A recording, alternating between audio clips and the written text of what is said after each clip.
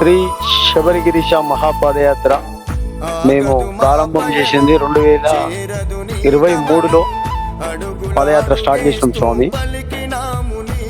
Somulu Yadav, Buchibabu, Balu, daddy స్వామి, బబ్లు, చిన్న నరేష్ స్వామి, పవన్, వెంకటేష్, ఇలా అందరం గురుస్వాములం డిస్కస్ చేసుకొని పాదయాత్ర స్టార్ట్ చేసినాం స్వామి.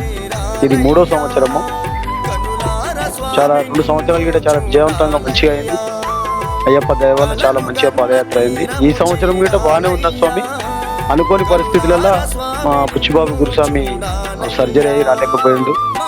బాలుస్వామి వాళ్ళకి కూడా కొంచెం ప్రాబ్లం అయ్యి వాళ్ళ అమ్మ స్వామి శరణం అయ్యి ఆయన రాలేకపోయిండు.